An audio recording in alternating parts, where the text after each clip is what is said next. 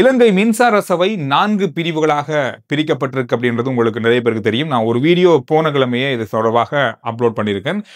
அதில் முழுமையான விவரங்கள் தரப்பட்டிருக்கு. என்ன நிறுவனங்கள் எவ்வாறு விஷயங்கள் செயற்படுது அப்படின்ற விஷயங்கள் சொல்லப்பட்டிருக்கு. அந்த வீடியோட லிங்க் டிஸ்கிரிப்ஷன்லையும் முதல் கமெண்ட்லையும் தரேன்.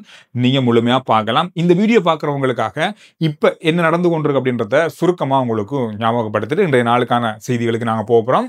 இலங்கை மின்சார சபை மிகப்பெரிய நட்டத்தில் போகிறது எல்லாருக்குமே தெரியும். இதை ஒட்டி அரசாங்கம் என்ன செஞ்சாங்கன்னா 4 நிறுவனங்களாக அதை மாற்றியிருக்காங்க. 4 பிரிவுகளாக பிரிச்சிருக்காங்கன்னு சொல்லலாம். இது பிரைவேட் லிமிடெட் என்ற அடிப்படையில் அரசாங்க நிறுவனமாக இருக்கு. என்னதான் பிரைவேட் லிமிடெடாக இருந்தாலும் இது அரச நிறுவனமாக இயங்க போகிறது. இப்போது இலங்கை மின்சார சபையில் இருக்கிற ஊழியர்கள் ஒன்றா இருக்காங்க. இவங்க அந்தந்த நிறுவனங்கள் என்னென்ன துறைக்கு 3-4 பிரிவுகளாக பிரிக்கப்பட்டிருக்கிற எந்தெந்த துறை தங்களுக்கு தேவையானது அல்லது தங்களுக்கு விருப்பமானதோ அதில் போய் இணைந்து கொள்ளலாம் அப்படின்னு சொல்லியிருந்தாங்க. அதில் பலர் இப்பொழுது இணைந்திருக்காங்க. பலர் இணைய மாட்டோம் அப்படின்ற எதிர்ப்புகளை தெரிவிக்க ஆரம்பிச்சிருக்காங்க. நேற்று இலங்கை மின்சார சபை தொடர்பான கருத்துக்களை வெளியிட்ட எரிசக்தி அமைச்சர் சொல்லியிருக்காருன்னு சொன்னா, இந்த 4 பிரிவுகள்லையும் யாரெல்லாம் இணைந்து கொள்ள அல்லது மின்சார சபை இப்போ எடுத்திருக்கிற இந்த முடிவுகளுக்கு யாரா கட்டுப்படலையோ அவங்க இலங்கை மின்சார சபையிலிருந்து விலகிச் செல்லலாம், வேலையிலிருந்து விலகிச் செல்லலாம் அப்படின்ற நேரடியான பதிலை சொல்லியிருக்காங்க. இதுல ஏற்கனவே சொல்லப்பட்டது அவங்களுக்கு விருப்பம் இல்லாட்டி நீங்க போயிடலாம், விருப்பமான பிரிவுகளில் வேலை செய்யறவங்க இணைந்து கொள்ளலாம். இதான் விஷயமே. இணைந்து கொள்ளக்கூடியவங்க இப்பொழுது இணைந்து கொள்ளக்கூடிய வாய்ப்பு அவங்களுக்கு வழங்கப்படி தனித்தனியாக கடிதமும் அவங்களுக்கு அனுப்பியிருக்காங்க. இதுல விலகி செல்லக்கூடியவர்கள், இதுல வேலை செய்ய வேளாண்களுக்குன்னு சொல்லி விலகி செல்லக்கூடிய மின்சார சபை ஊழியர்களுக்கு 5 லட்சம் ரூபாய் இழப்பீடு கொடுப்பனவு கொடுக்கப்பட்டு அவங்க விலகி செல்வதற்கு அனுமதி வழங்கப்படும். இது பாரபட்சம் இல்லாமல் எல்லாருக்குமே வழங்கப்படும் அப்படின்றத அமைச்சர் சொல்லியிருக்காரு. பாரபட்சம் இல்லை அப்படின்றது எத்தனை வருஷம் வேலை செஞ்சாலும், 1 வருஷமோ 10 வருஷமோ எத்தனை வருஷம் வேலை செஞ்சாலும் அவங்களுக்கு 5 லட்சம் ரூபாய் கொடுப்பனவோட அவங்க விலகி செல்வதற்கான அனுமதி வழங்கப்படும். இதுல இன்னும் ஒரு முக்கியமான விஷயம் சொல்லப்பட்டிருக்குன்னு சொன்னா, இப்ப யார் வேணா விலகி போகலாம் அப்படின்னு சொல்லியிருக்காங்க. ஆனா போன ஆகஸ்ட் மாதம் 27ஆம் தேதிக்கு பிறகு எடுக்கப்பட்ட முடிவு தான் இந்த 4 பிரிவுகளையும் இதுல இருக்க ஊழியர்களை வேலை செய்ய வைக்கிறதுக்கான முடிவு எடுக்கப்பட்டது. ஆனா அதுக்கு முதல்ல எடுக்கப்பட்ட முடிவு என்னன்னு சொன்னா 12,000 ஊழியர்களை இலங்கை மின்சார சபையிலிருந்து வேலை நிறுத்தம் செய்யறதுக்கான முடிவுகளும் எடுக்கப்பட்டிருந்தது. எனவே இந்த 4 பிரிவுகளாக 4 நிறுவனங்களாக மாற்றப்பட்டதுக்கு பிறகு இது கைவிடப்பட்டிருக்கிறது. ஆனாலும் இப்ப அதற்கு எதிர்ப்புகளும் வந்திருக்கு. எனவே எந்த எதிர்ப்புகள் வந்தாலும் இதுதான் அரசாங்கத்தோட நிலைப்பாடாக இருக்கு அப்படின்னு சொல்லப்படுது. கிட்டத்தட்ட 24,000 ஊழியர்கள் இலங்கை மின்சார சபையில ஒட்டுமொத்தமாக வேலை செய்யறாங்கன்னு சொல்லப்படுது. அதுல 12,000 ஊழியர்களை விலக்கிறதுக்கு இருந்திருக்காங்கன்னா பாருங்க, கிட்டத்தட்ட அரைவாசி என்ற அளவுக்கு தான் இருக்கு. அந்த அளவுக்கு ஊழியர் அதிகமாக இருக்காங்க அப்படின்றதுதான் தெரியுது. எனவே இந்த விஷயத்தை இன்றைய நாளிலையும் பார்க்கக்கூடியதாக இருந்தது. இதை எதிர்த்து இலங்கை மின்சார சபை ஊழியர்கள் ஏற்கனவே எதிர்ப்பு போராட்டத்தில் இறங்கியிருக்காங்க. ஆனா 17ஆம் 18ஆம் நாளை மறுதினம் எல்லாமே அதாவது அவங்க சுவீன வேலைநிறுத்தத்தில் இருக்க போறாங்க அப்படின்னு மாதிரி சொல்லப்பட்டிருக்கு. இதனால விடுமுறை எடுத்துக்கொள்ள போறாங்க, சுவீன விடுமுறை போராட்டம் அப்படின்னு தான் சொல்லப்பட்டிருக்கு.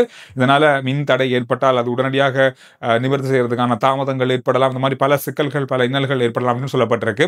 எது அப்படி இருந்தாலும் என்ன எதிர்ப்பு தெரிவித்தாலும் அரசாங்கம் இந்த நிலைப்பாட்டில் தான் இருக்கு அப்படின்றது மட்டும் உறுதியா இந்த நாளிலையும் பார்க்கக்கூடியதாக இருந்தது. அந்த வீடியோவை நீங்க முழுமையா பார்த்தீங்கன்னா இன்னும் பல தகவல்களை அறிந்து கொள்ளக்கூடியதாக இருக்கும்.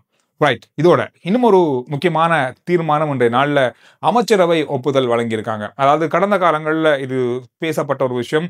இந்த தேர்தல் வரும்போது வெளிநாட்டில் இருக்கிறவங்க நிறைய பேர் இது தொடர்பாக பேசுவாங்க. அந்த மாதிரி ஒரு நிலையை கருத்தில் கொண்டு இனி இலங்கையில் நடக்கிற தேர்தல்களில் வெளிநாடுகளில் வசிக்கிற இலங்கையர்கள், அதாவது வேலைக்காக போனவங்க, படிக்கிறதுக்காக போனவங்க, இவங்க எல்லாருமே தேர்தல் காலத்தில் வெளிநாடுகளில் இருந்தே தேர்தல்களுக்கு வாக்களிக்கிறதுக்கான ஒரு திட்டத்தை கொண்டு வரத்திற்கு அதை பரிசீலித்து அதற்கான தேடல்களை எடுத்து அது செய்யலாமா இல்லையா அப்படின்றதற்கான முழு விவரங்களை திரட்டுறதற்கான குழுவை அமைக்கிறதுக்கு அமைச்சரவை இன்றைய நாளில் அங்கீகாரம் வழங்கியிருக்காங்க. இவங்க என்ன செய்வாங்கன்னா, இனி இது தொடர்பான ஆய்வுகளை செய்து இது எப்படி நடைமுறை சாத்தியப்படுத்தலாம் அப்படின்றத அமைச்சரவைக்கு சொல்லுவாங்க. அதுக்கு பிறகு அது தொடர்பான சட்டம் கொண்டு வரப்படும். இப்போது இலங்கையில் இருக்கிற தேர்தல் சட்டங்களின் அடிப்படையில் அந்த மாதிரி ஒரு விதிமுறை இல்லை. இலங்கைக்குள்ள இருந்துதான் அந்த வாக்குகள் அளிக்கணும். அது அந்தந்த பிரதேசங்களுக்கு சென்றுதான் நாங்கள் வாக்கு அளிக்கணும். நாங்கள் முன்னோரலியாவே ஹெட்டன்ல இருக்கிற கொழும்புல வாக்களிக்க முடியாது, அங்கதான் போய் வாக்களிக்கணும். எங்கெங்க நம்ம பதிவுகள் இருக்கோ அங்கதான் அளிக்கலாம். ஆனா இது எந்தெந்த நாடுகள்ல நாங்க இருக்கோம் அந்தந்த நாடுகள் மூலமா இணையம் மூலமா வாக்களிக்கிறதுக்கான ஒரு திட்டத்தை கொண்டு வர போறாங்க. இது தேர்தல் விதிமுறைகளில் மாற்றங்களும் கொண்டு வர வாய்ப்புகள் இருக்கு. ஏற்கனவே ஆசிய நாடுகள் எடுத்துக்கொண்டோம்னா நம்ம இந்தியா, பிலிப்பீன்ஸ் ஆகிய நாடுகளில் இந்த திட்டம் இந்த நடைமுறை இருக்கிறது. அதோட இன்னும் ஒரு நாடும் பங்களாதேஷும் இந்த திட்டத்தின் கீழே இருக்கு. அதோட இலங்கையும் வருங்காலத்தில் இணைந்து கொள்ள வாய்ப்புகள் இருக்கு அப்படின்னு சொல்லி நாம நம்பலாம். இலங்கையில போதைப் பொருள் தொடர்பான குற்றச்செயல்கள் கைது நடவடிக்கைகள் கடந்த நாட்களில் அதிகமாகவே இருக்கு. அதே போல போதைப் பொருள் தொடர்பான பெரிய அளவான தேடல்கள், அதை மீட்டெடுக்கிற விஷயங்களும் பெரிய அளவாக இருக்கு. இப்பெல்லாம் நீங்க கவனிச்சு பார்த்தீங்கன்னா தெரியும், சுங்கத் திணைக்களத்தால அதிகமான போதைப் பொருட்கள் நாளுக்கு நாள் கைப்பற்றப்பட்ட செய்திகள் நாங்கள் பார்க்கிறோம். நாட்டுக்குள் வர போதைப் பொருட்கள் பாரிய அளவில் தடுக்கப்படுது. கடல் வழியாகவோ அல்லது தரை வழியாகவோ, அதோடு மட்டுமில்லாமல் வான் வழியாகவோ கொண்டு வர போதைப் பொருட்கள் தடுக்கப்படுறதை நாங்கள் பார்க்கிறோம். ஆனா கைது நடவடிக்கைகள் அப்படின்னு பார்க்கும்போது ஏராளமாக இருக்கு. கடந்த 8 மாத காலத்துல ஐஸ் போதைப் பொருளோடு சம்பந்தப்பட்ட கைது நடவடிக்கைகள்ல 524 பெண்கள் கைது செய்யப்பட்டு சிறையில் அடைக்கப்பட்டிருக்கார்கள். பெண்கள் மட்டுமே. அதோட வேறு வேறு போதைப் பொருட்கள் சம்பந்தமாக கைது செய்யப்பட்ட 882 பெண்கள் கைது செய்யப்பட்டிருக்காங்க. வேற ஐஸ் தவிர வேற ரெண்டா பிரிச்சு பார்த்திருக்காங்க. எனவே இந்த அளவுக்கு பெண்களும் கைது செய்யப்பட்டிருக்காங்க அப்படின்ற ஒரு தரவு இன்றைய நாள்ல வெளியாகி இருந்தது. பாருங்க, எவ்வளவு கைது நடவடிக்கைகள் இடம்பெற்றுக் கொண்டிருக்கு நாட்டில். இதோட நாங்க தொடர்ச்சியா பார்த்து வர முன்னாள் ஜனாதிபதி மஹிந்த ராஜபக்ஷ அவருடைய வீடு தொடர்பாக இன்றைய நாள்லையும் செய்தி வந்திருக்கு. மஹிந்த ராஜபக்ஷ அவர்கள் கொழும்புல மீண்டும் குடியேறதுக்காக வீடு தேடுறாங்க, வீடு பார்க்குறாங்க அப்படின்னு சொல்லப்பட்டிருக்கு. இதுவரைக்கும் 4 வீடுகள் தெரிவு செய்து அவர் பார்வையிட்டிருக்காங்க. அவங்களுடைய குழு பார்வையிட்டிருக்கிறது. இது அவருக்கு பாதுகாப்பு, அவருடைய வசதி கருதி இது அவருக்கு சரியாகல அப்படின்னு மாதிரி சொல்றாங்க. ஆனால் கொழும்புல அவருக்கு ஏற்ற வசதியோடு, அவருக்கு ஏற்ற பாதுகாப்போட வீடு தேடுதல் நடந்து கொண்டிருக்கு அப்படின்ற மாதிரி இன்றைய நாளில் ஒரு செய்தியை பார்க்கக்கூடியதாக இருந்தது. அதோட இன்றைய நாளில் 2 வீடியோக்கள் பெரிய அளவாக வைரலான வீடியோக்களாக மாறியிருந்தது. என்னதான் நாம சட்டங்கள் போட்டு இப்போ சாரதிகளை கட்டுப்படுத்தினாலும் தங்களோட வேலையை தாங்க செய்யத்தான் போறோம் அப்படின்ற மாதிரி தான் இருக்கு. அந்த அளவுக்கு இந்த பேருந்து சாரதிகள் மிக மிக மிக மோசமா, இன்னும் என்ன சட்டம் போட்டாலும் தாங்க தங்களோட வேலையை தான் செய்வோம் அப்படின்ற மாதிரி தான் இருக்காங்க. இந்த வீடியோ கொஞ்சம் பாருங்க. இன்றைக்கு பெரிய அளவா வைரலான ஒரு வீடியோவாக மாறி இருந்தது. ஒரு பேருந்து சாரதி போன் எங்க இருக்கு பாருங்க, ஒரு கேல ஓடுறது பாக்குறது, போன பட்டன் வச்சு ஒருத்தர் ஒரு அங்க போன பயணி ஒருத்தர் வீடியோ பண்ணி கொண்டு போகும்போது அவர் சொல்லிட்டு போறாரு,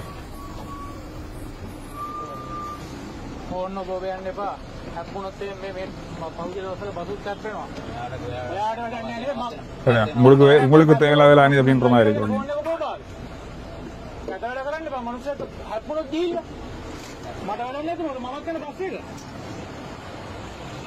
மக்கள் இப்ப தட்டி கேட்க ஆரம்பிச்சுட்டாங்க. இது நல்ல விஷயம். இது இந்த நம்பரும் போட்டிருக்காங்க, பஸ் உண்ட நம்பர். பாருங்க, என்னதான் சட்டம் போட்டாச்சு, என்ன எவ்வளவு விஷயங்கள் தொடர்ந்தும் அமுல்படுத்தினாலும் இந்த சாரதிகள் திருந்த பொருள் இவங்களுக்கு லைசன்ஸை பறிக்காத வரைக்கும் அவங்க இப்படிதான் பண்ண போறாங்க.